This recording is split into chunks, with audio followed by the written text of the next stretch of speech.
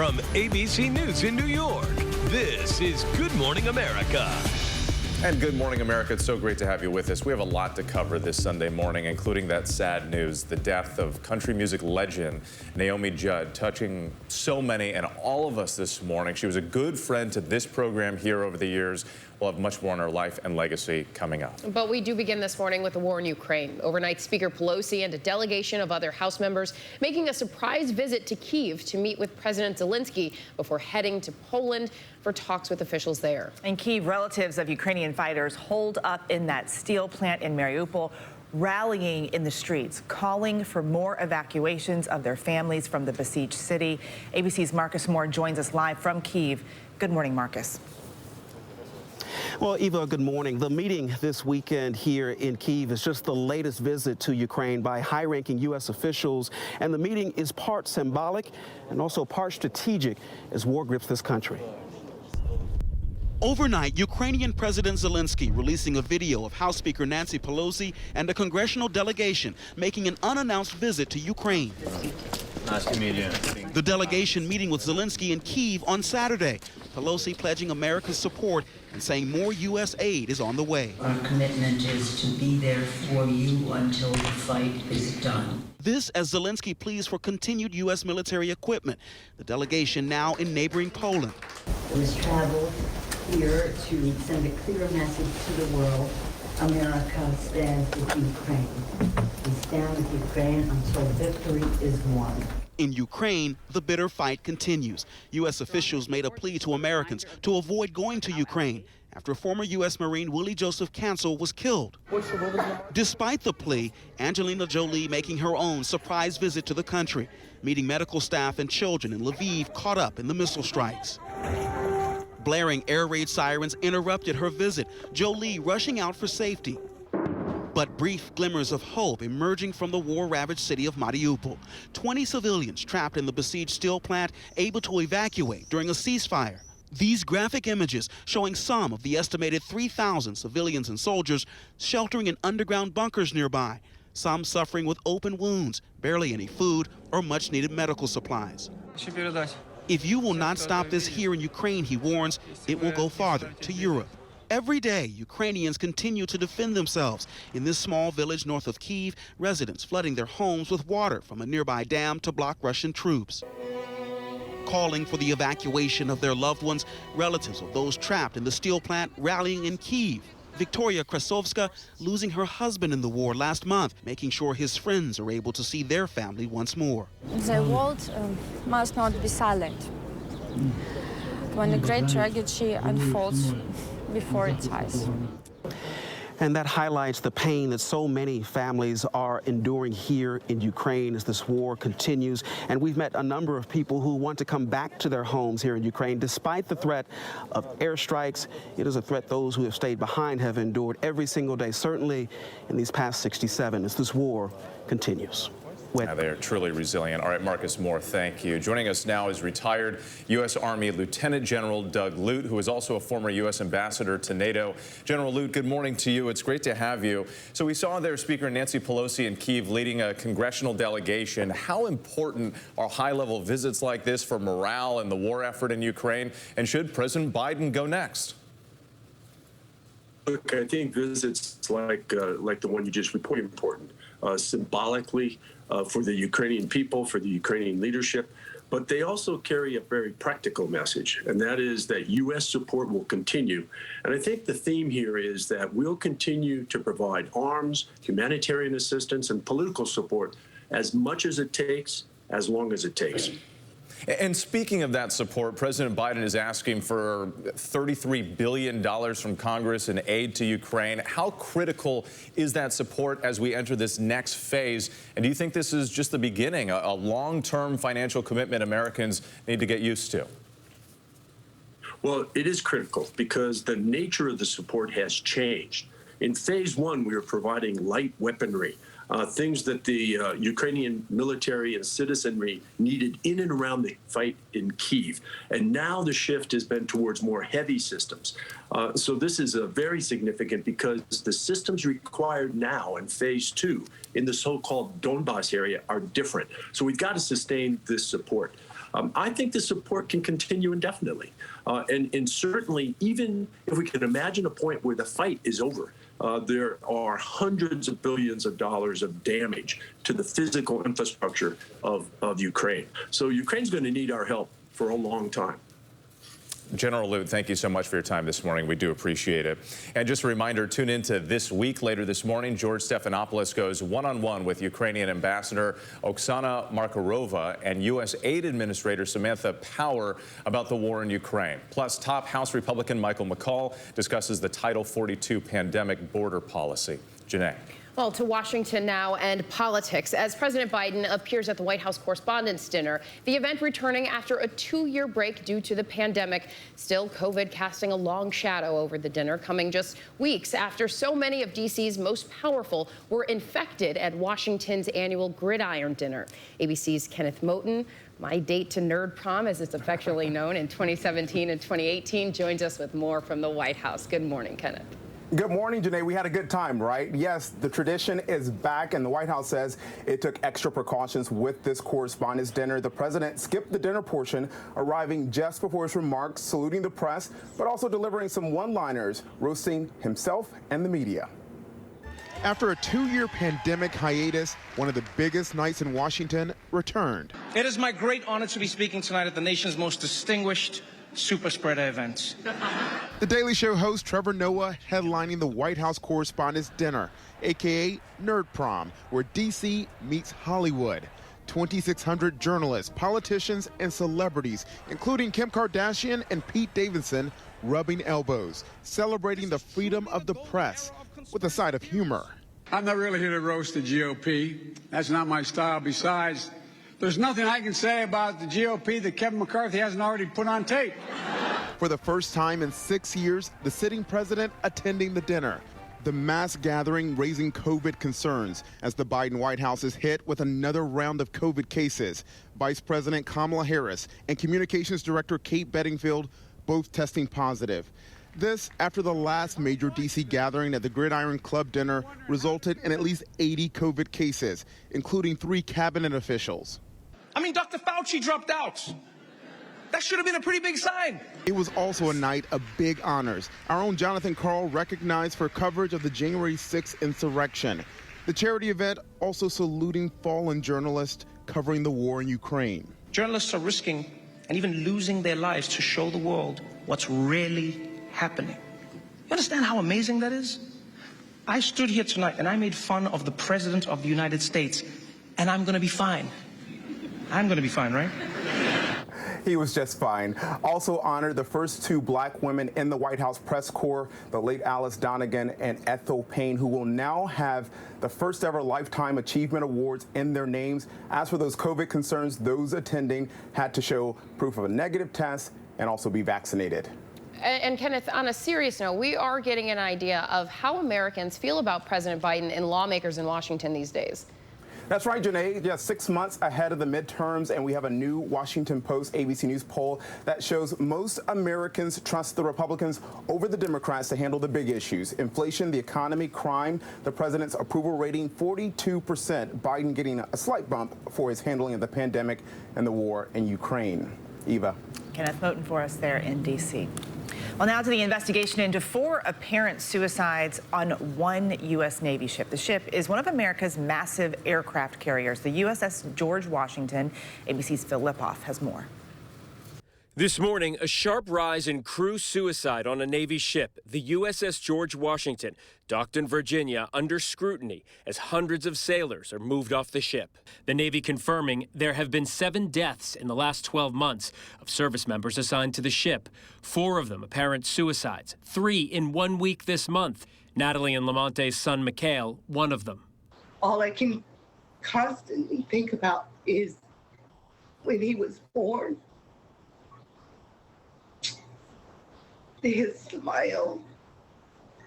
In a statement, the Navy says the circumstances surrounding these incidents vary, and it is premature to make assumptions, as some incidents remain under investigation. One thing is clear. All 7 deaths happened while the ship has been in port undergoing an overhaul. Last week, the Navy's senior enlisted person, Master Chief Russell Smith, addressed sailors' concerns on the ship. Heard here in audio obtained by the Military Times. I'm going to tell you that I understand that we still have a problem, and the department has been focusing on it, but the problem is beating suicide is like beating cancer. There are many different causes, many different reasons.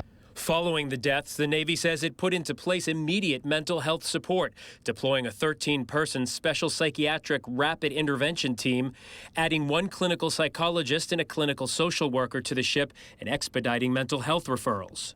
You think that maybe your son's death could have been stopped somehow?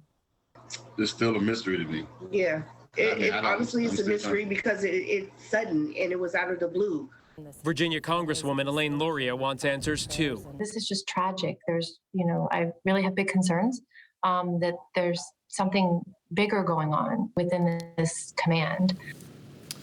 A Navy official tells us there are about 2,700 sailors assigned to that ship. Only 400 right now are living on board, and they will now be offered off-ship accommodations. The overhaul, we're told, is coming to an end, should be finished by this winter. Whit? All right, Phil Lipoff, thank you. Now to the urgent manhunt this morning. A man facing capital murder charges vanishing with a corrections officer in Alabama. ABC's Elwin Lopez has more. This morning, an urgent manhunt underway in Alabama. Authorities combing the region looking for corrections officer Vicky White and capital murder suspect Casey White. We're using every resource available to us to ascertain where they may be. 9:40 Friday morning, Lauderdale County Sheriff Rick Singleton says the two, who are not related, were last seen when Officer White said she was taking the inmate to court, breaking protocol by going without a second officer. As early as 11 a.m., the patrol car the two took from the detention center was spotted in a parking lot at a nearby shopping center, but no sign of the two. All the evidence at this point leads to the fact that she assisted with the escape. We've not been able to determine, did she do that willingly, or was she somehow coerced or forced into assisting with it? And it wasn't until 6 hours later, 3:30 Friday afternoon, that an alarm was raised.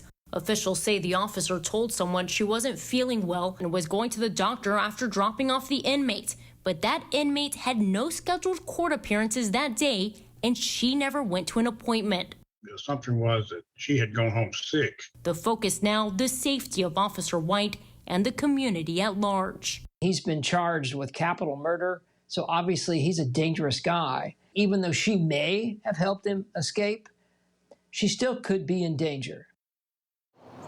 And the sheriff tells us that officer has been with the department for nearly 17 years with an unblemished record. As for that inmate, officials say this isn't the first time he's tried to escape. Janae? Ellen, thank you so much. Now to a major decision ahead this week that could affect your ability to buy a home. And it's coming after a rocky month in the stock market, plus concerns about a possible recession. ABC's Deirdre Bolton joins us with more. Deirdre, good morning to you. Good morning. This week is all about the cost of borrowing money. So mortgages, car loans, credit card rates, they are all going higher if the Fed announces what it is widely expected to do on Wednesday.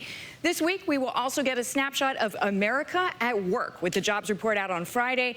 Experts will be watching to see how much wages are gaining. So last month, they were up 5.6%. That's great. That means the average American is making that much more than he or she did last year. But inflation rising faster at an 8.5% rate, which means while wages are rising, the cost of goods and services rising more. A bright light, though, in this jobs report, most economists expect to see the national unemployment rate as low as it was pre-pandemic.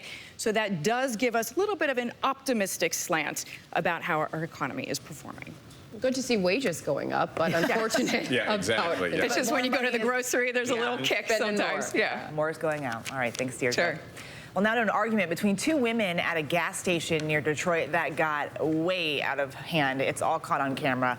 After exchanging words, one of the women drives her car into not one, but two cars at the station. One of those cars had a 7-month-old infant in the back seat. The mother of that infant, you see there in the video, trying to stop the car. She finally gets the baby out, but it's not over. The driver then opens the trunk and gets a bat and proceeds to smash the other driver's windshield. She's now facing felony charges and up to 14 years behind bars. Wow. And this morning, we are celebrating the life of country music legend Naomi Judd. Her death announced just a day before she and daughter Wynonna were set to be inducted into the Country Music Hall of Fame. Her daughters said in a statement saying, "Today we sisters experienced a tragedy. We lost our beautiful mother to the disease of mental illness. We are shattered. We are navigating profound grief and know that as we loved her, she was loved by her public. We are in unknown territory." And the tributes are also pouring in. Carrie Underwood tweeting, "Country music lost a true legend." Travis Tritt tweeting, "My deepest heartfelt condolences go out to her family." ABC's Chris Connolly has more on Naomi Judd's life and legacy.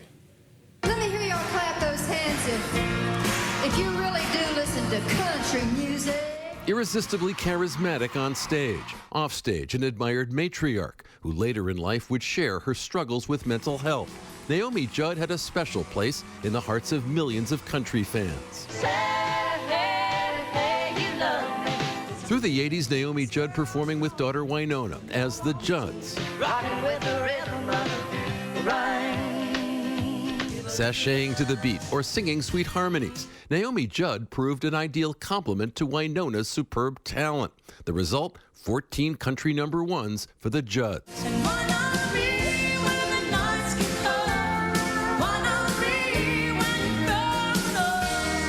Before finally getting a label to take interest, Naomi Judd had spent time on public assistance and was working as a nurse in Nashville.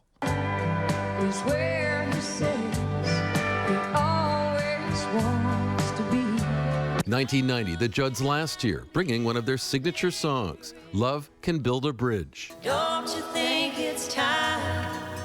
Later, there'd be reunions with Wynonna and a tour, daughter Ashley Judd conquering Hollywood. Then in 2016, Naomi Judd sharing her very personal story with Robin Roberts. I have to say something right off the bat because I trust you so much. It's because I know people will realize I don't look like I usually look.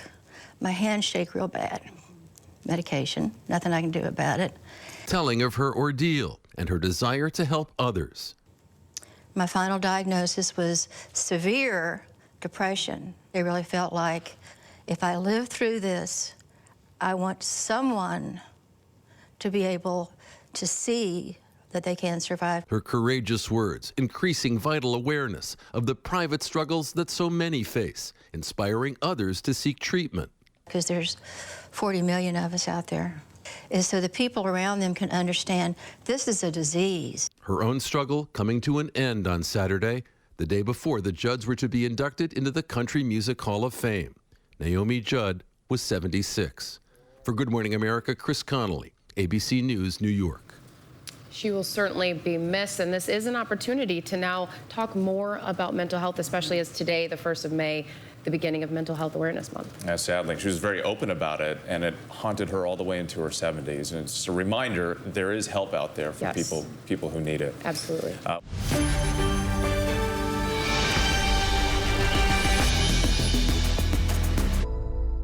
My heart felt like it was pounding out of my chest. For Mary Kay Abramson, it was a heart attack without the usual symptoms or warning signs. It just felt like the blood just couldn't get through the heart fast enough. After being rushed to the hospital by helicopter, her doctor made a surprising diagnosis. And he comes up to my head and says, "Have you been under a lot of stress? Because your arteries look fine." And I said, "A little bit. I've been furloughed for 3 months. This COVID's going on." It was a case of Takotsubo cardiomyopathy, or broken heart syndrome, a rare but potentially deadly form of heart disease triggered by intense emotional or physical stress. Researchers say cases have likely spiked substantially during the pandemic. I've always considered myself to be a very healthy person. 34-year-old Jenna Pilja thought she was mentally prepared to give birth during COVID, but says she was suddenly overcome after an emergency C-section. Despite being on pain medication, I was able to feel some concerning symptoms. Do you think there was a trigger? Hearing that my son might not have been okay, that certainly could have triggered me. As cardiologists, we always think the heart is the most important organ. It's the brain, and the brain controls everything. The brain-heart connection is at the center of groundbreaking research by Dr. Noelle Barrymers at Smith Heart Institute at Cedars-Sinai in Los Angeles, where inside the hospital's high-tech simulation center, we saw firsthand how stress can break a heart. So panel B is the broken heart, just to set us up. Panel A is normal. It kind of looks like a Valentine heart. The ballooning that you see in B is abnormal. It's not a heart attack, but it's not pumping efficiently. So the patient can be in shock. They can be having damage to internal organs. And that's why this can be deadly. Barrymers found cases of broken hearts are soaring among women, rising 10 times faster than among men in the last decade. So not to trivialize it, but is it too much to say that COVID has literally been breaking hearts? I don't know how much we can really blame COVID and how much of this is that we're just recognizing more of it. Heart disease is the leading killer of women at all ages, including teenagers, midlife women, and older women. This is just a component of that major killer. You know, you hear people say, oh, she's brokenhearted or somebody's brokenhearted because they had a breakup or something, or like something fictional, and then they come in with this as a real diagnosis. It was just like unbelievable to me. Zirlisha Kinchlow of Kansas City says it was stress from nursing school and the death of her aunt that hurt her heart. They just told me I was at 10% heart function. For Elaine Camille of LA, it was immense grief after the sudden death of her 31-year-old son. I just was overwhelmed with grief, and I mean, the pain was severe. I was lucky. Make sure that whoever you're seeing, the cardiologist, understands Takotsubo and what the best treatments are. While many hearts heal quickly, scientists say there could be long-term impact. Dr. Barrymers says 1 in 5 people who suffers a broken heart will have another attack within 10 years. How do you take care of your heart? I exercise every day. I'm predominantly vegetarian. I don't smoke. I don't meditate. I probably should. You're working on that. Not enough time. Taking care of yourself is definitely more than, just taking care of your body. It's really about looking after your mental health and your overall well-being. Because that truly is connected to the heart. Absolutely. For ABC News, I'm Devin Dwyer in Los Angeles.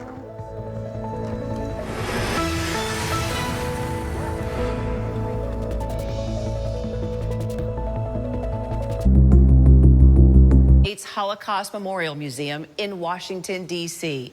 Thank you so much for streaming with us, and welcome to our ABC News Live special, Bearing Witness, Fighting the Rise of Anti-Semitism. Today, the world marks Yom HaShoah, Holocaust Remembrance Day, 77 years after 6 million Jews died at the hands of the Nazis. Unfortunately, that hate hasn't stopped. Even on this day, where we are remembering and honoring those who died, Jews all across the world right now are facing a rise in hate and anti-Semitism. Anti-Semitism that did not start with the Holocaust, nor end with the Holocaust either. The Jewish people have faced persecution for thousands of years, but they are resilient. Following Hitler's atrocities, people from around the world, of all backgrounds, all religions, and all skin colors, came together to say, never again. And that is why we are here in this moment at this Holocaust Museum, to remember those famous words from philosopher George Santayana, repeated by countless history teachers. Those who do not remember the past are condemned to repeat it. May we all help bear witness to what happened and to look forward to a future where genocide will never happen again. We have a lot to share with you during our time together, including a compelling and inspiring conversation with Holocaust survivor Ella Mandel.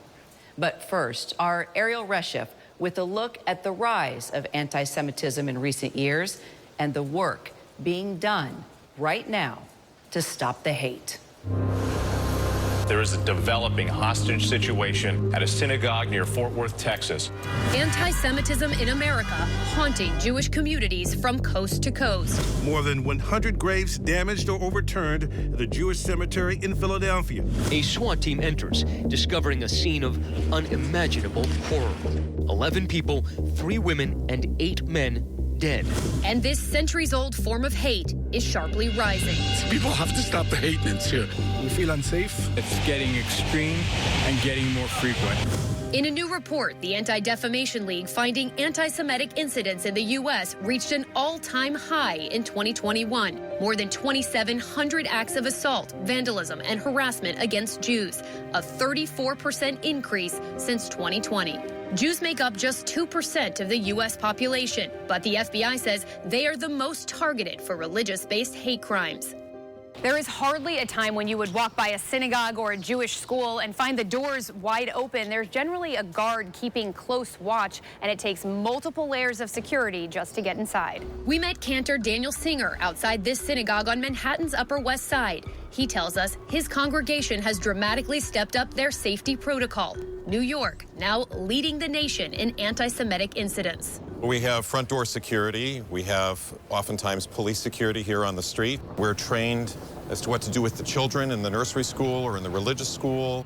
In 2018, a gunman driven by anti-Semitic beliefs opened fire inside a Pittsburgh synagogue during Saturday services, claiming 11 innocent lives. Talking about all these Jews need to die. We're still communicating with them. In 2019, a white supremacist storming a Southern California Chabad synagogue, killing a 60-year-old woman, injuring 3, including the rabbi. This individual was with a AR-type assault weapon and opened fire. And in January of this year, a terrorist motivated by insidious tropes about Jews, holding a rabbi and 3 congregants hostage inside a Texas synagogue. The rabbi heroically tapping into his security training, saving himself and the others. A democracy that tolerates anti-Semitism is not a healthy democracy. These are the flyers the residents here in the Golden Harbor community of Boca Raton woke up to. The scourge of anti-Semitism so prevalent, the Senate unanimously confirmed acclaimed Holocaust historian and author Deborah Lipstadt to the position of special envoy to monitor and combat anti-Semitism around the world. When we sit there doing our prayers on our own with our community, and we're holding the hand of our children, you can't help but look for the exit sign and think about what you would do if the worst were to happen. Experts say what makes modern anti-Semitism particularly alarming is that it now transcends the political, religious, and racial spectrum. I don't think that anti-Semitism is at all restricted to the extreme right or the extreme left. This is a set of ideas that have in one form or another been around for some 2,000 years, and they have sunk into the DNA of many societies and increasingly into our own. Charlottesville was a turning point. Deeply dangerous rhetoric out in the open. Increasingly, we've seen these extremists see Jews as the primary enemy. When do we typically see the sharpest spike in anti-Semitism? Just about a year ago, when there was an 11-day conflict between Hamas and the Gaza Strip and Israeli authorities, we see an enormous spike in anti-Semitism worldwide. The ADL saying anti-Semitic attacks doubled during that conflict. Near New York's Times Square, a Jewish man brutally beaten by a pro-Palestinian protester. I was just, bracing for, impact and just in survival mode, trying to make it through. A similar scene at an LA restaurant. A Jewish person got attacked by some anti-Semitic people, and we thought, you know what, we know a bunch of people who do martial arts. We have a bunch of friends who support us. Let's see what we can do. Jonathan Lipnicki, the precocious kid in the movie Jerry Maguire. Jared, do you know the human head weighs 8 pounds? But now, at 31, he's playing a very different role. So with Shabbos Angels, which is what we're called. A group of Jews and non-Jews alike, walking alongside those who observe the Jewish Sabbath. About a year ago, due to the conflict in the Middle East with Israel, and we started just walking people because there was a need for it. Protecting the community and fighting hate, step by step. It's important to me because not only because I'm Jewish, but because it's right and wrong. I believe that if you don't stand against all forms of hate, you don't stand against any. Thank you, Ariel. Well, as we continue to think about what Holocaust survivors have already endured, now imagine being a Ukrainian Holocaust survivor. Elderly women and men having to flee their homes once again, praying they escape death for the second time in their lives, facing the same trauma and horrible atrocities, yet this time at the hands of Vladimir Putin and his Russian troops. Chief National Correspondent Matt Gutman tracked a remarkable mission to bring survivors to safety. It's a slow-motion escape. In walkers and wheelchairs, they're helped into ambulances. They are quietly being spirited out of Ukraine. Survivors of the Nazi Holocaust who would likely not survive this Russian invasion of Ukraine. The effort to save the thousands who survived Hitler's mechanized extermination of the Jews comes as another dictator in Europe threatens a democratic nation. Russia's Vladimir Putin ominously claiming Ukraine is run by thugs and Nazis, and then bombing its biggest Holocaust memorial at Babyn Yar in Kyiv. It was the rain of bombs in another city, Kharkiv, that forced university professor Ina and her father Valery to flee. He survived the Holocaust, but she was sure he wouldn't survive the destruction of Ukraine's second largest city. The historical center of Kharkiv. 10 time zones away in Los Angeles, Julia Enton got a call for help from Ukraine.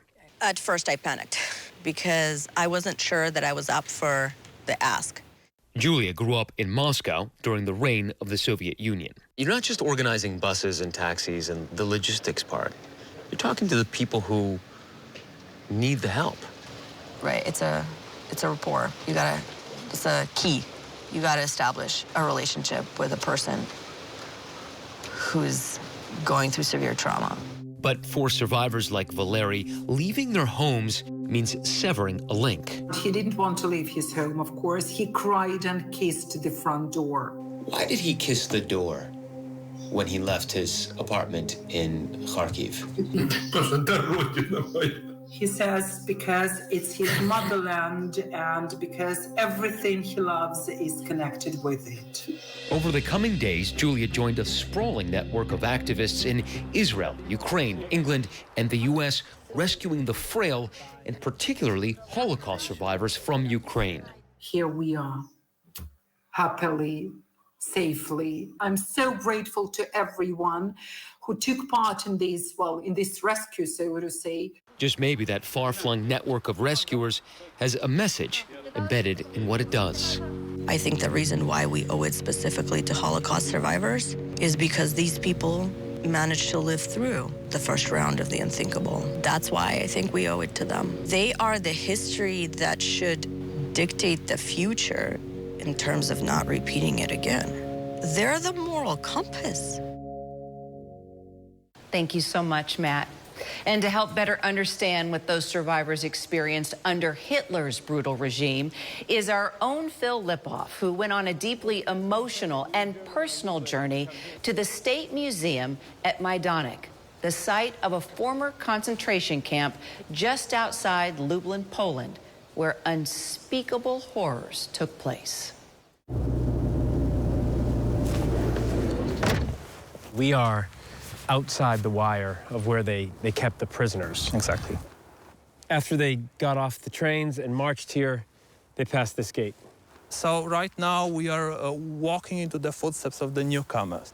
Men were taken to the one side, women with children to the other side. And then those SS doctors would inspect each person. And what happened to them? All of those who were ejected during the initial selection process were taken directly into the gas chambers and were murdered within the next several hours. This is where all the men had their hair cut and where they were shaved entirely bald. And then after they were done with that, they would make them stand here, shoulder to shoulder. Hot and cold water would come out of these shower heads, but it was meant to intimidate, meant to shock as they entered the camp. One of the most important buildings and objects in our museum is the bunker with the gas chambers. This is the first one, and carbon monoxide pumped inside would cause the death of everyone locked inside this gas chamber. The second gas chamber, as you can see, is a bit bigger than the first one. And inside this gas chamber, those bluish stains that you can see, that they prove that Cyclone B was used in here. Do you know roughly how many people they would get in here at a time? No answer Just to such as questions. many as they could get in. Basically, that was the procedure because it was cutting down on expenses. That was the, Cutting down on expenses. Although the gas chambers were so close to the prisoners, it was a very well-concealed crime. They didn't want anybody to see what was happening. So that was meant to remain a secret. Yeah. So they knew, as much as they believed in this extermination, they knew what they were doing was a war crime. There's no doubt in this. They knew. Definitely. 3 layers of barbed wire, so nobody could escape. And it was electrified at times. But something we don't see is where I'm standing was called the death zone. A white stone about 2.5 meters wide, and anybody who entered this area, who even came near, who dared to come near the barbed wire, would be shot instantly. And the guard towers are so close by. Barracks were built with the intention of keeping approximately 250 prisoners, which is a lot, but this is a number on papers only, because the real one was usually much higher. The shoes that are displayed here at the State Museum at Majdanek in this very barrack, they would belong to the victims. And you see some shoes with heels, and you think about the dignity these people had when they were living their normal lives. And then eventually, all these decades later, they're crammed together in cages here on display. Just like the people who wore them were when they worked here and died here.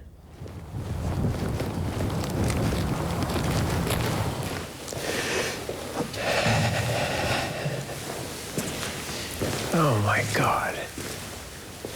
The largest part of the building, the hall with the ovens, the corpses were not burned by the assessment themselves. There was a special group of prisoners who were tasked with this assignment, the Geheimträger, as they were called, the carriers of the secret, those who knew. And as eyewitnesses, they could not be kept alive. That's why the assessment would regularly shoot this entire group, and then they would replace it with another group. Usually, the lifespan of those prisoners was between 4 to 6 weeks. We are approaching execution ditches. Execution. That are connected with the largest mass execution in the history of all the German Nazi concentration camps.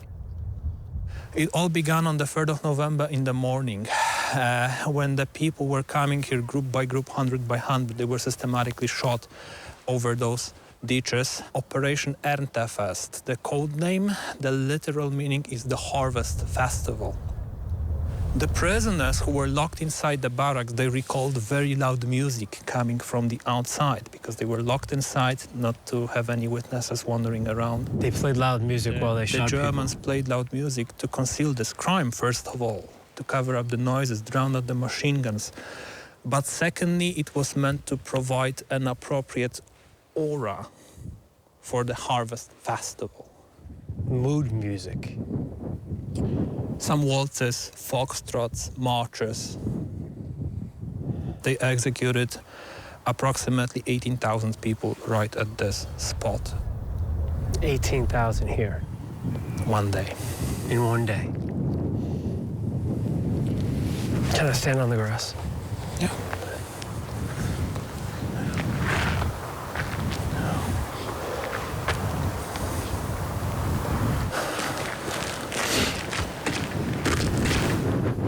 Most of the 78,000 people who perished here at Majdanek rest right here at your side. Tell me what that says. This inscription engraved at the front of the mausoleum where the ashes of the murder rest. This short line translates into, "May our fate be a warning to you." So something like this never happens again? Let's hope it never will.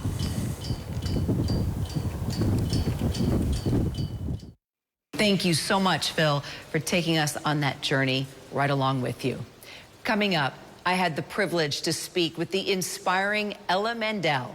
She knows firsthand the terror of being confined to a concentration camp, and that's why she takes time every week now to tell students her story with the hope that history will not repeat itself.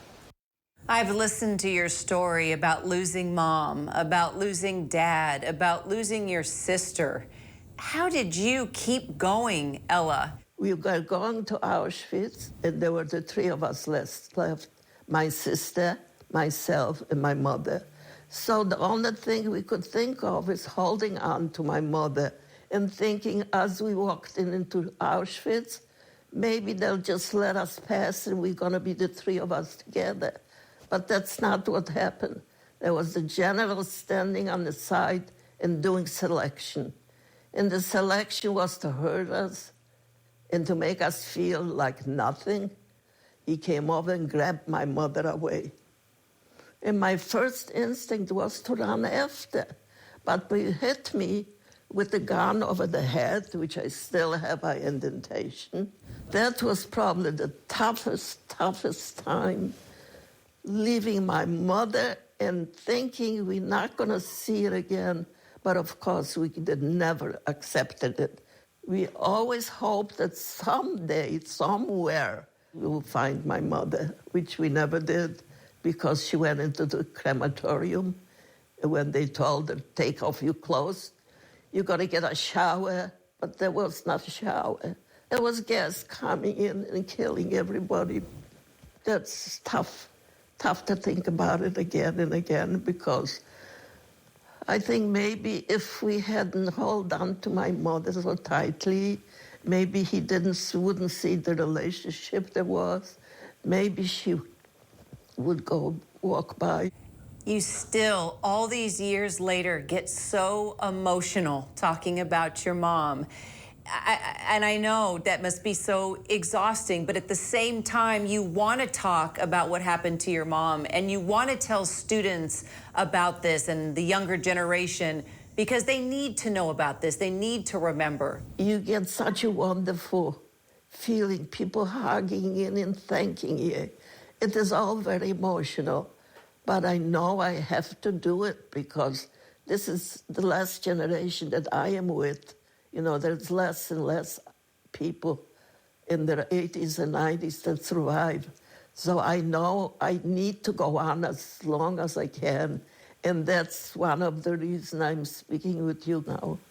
I need to bring the message that was so wrong, that we need to go on living and being good to each other and hoping that's going to be a better world for all of us. When you see what Vladimir Putin is doing, when you see what Russian troops are doing, when you see what's happening to the Ukrainian people, how does this bring back memories of the Holocaust for you? It hurts.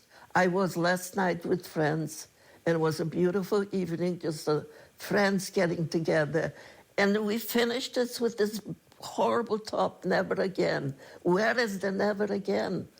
We feel for them very much, because we went through just as horrible things as they are facing right now. You have spent the past 30 years every week telling your story to students. Why is that so important to you, and why is that so important for them? I spoke to the high school kids in Lisbon. They did 1 minute of silence for all the Holocaust people that didn't make it.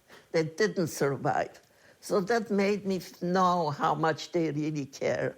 And this is what I'm looking for when I'm speaking to school kids. I just tell them not to ignore bullying. You must speak up because the world is there for everyone. And you must speak up and tell them this is not the right thing to do. Ella, we have to hear what you went through in order to appreciate our life now. So true. Life can be beautiful if you all get along. Please, that's the most important message. Get along, people. Love each other. Never again let's come through with any such horrible times that we went through and now people are going through again. So I thank you for giving me this chance. It doesn't matter that it's tiring. It doesn't matter that it hurts. It's okay. I need to do it, and thank you. I am joined now by the director of the United States Holocaust Memorial Museum, Sarah Bloomfield. Thank you so much for being with us, Sarah. Well, thank you for having me. So as we walk through this museum, we think about the Holocaust, we think of the history within this museum, and then we watch what's happening in Ukraine. And we are talking about this rise in anti-Semitism. What troubles you the most as you think about that? Well, this is a museum devoted to truth. And what you see happening with Putin is a complete exploitation of historical truth, a rewriting of history. His propaganda is extremely effective for him. And the world needs to learn that lesson. And that's why we study the history of the Holocaust, to learn about the dangers of propaganda, of conspiracy thinking, and that these things can be prevented. We have to look for warning signs. We're seeing it right now before our eyes when you talk about the propaganda and what Putin is doing. Yes, all human beings are susceptible to propaganda. One thing I say about our museum is this is a museum about Holocaust history, but also about human nature. You know, the world always changes, but human beings never do. We're always susceptible to fear and resentment. Every Jewish individual in some way, shape, or form has experienced anti-Semitism. You took me back to the 70s when you first experienced it. It was 1973, and I was a teacher in Sydney, Australia. And I was invited over to the home of one of my students. And at the dinner table, the family started telling anti-Semitic jokes. And I just couldn't believe it. And I decided that I would introduce the Holocaust to my class. And I taught Elie Wiesel's Night. And the class, through that exercise, discovered that I was Jewish. And it turned out they, too, were anti-Semitic. Of course, they'd never seen a Jew. But they said things to me like, how can you be Jewish? You're normal. How can you be Jewish? You're nice. It was an extraordinary lesson for me, but also for my class. Tell me what you are most proud of. It's really teaching new generations from all walks of life.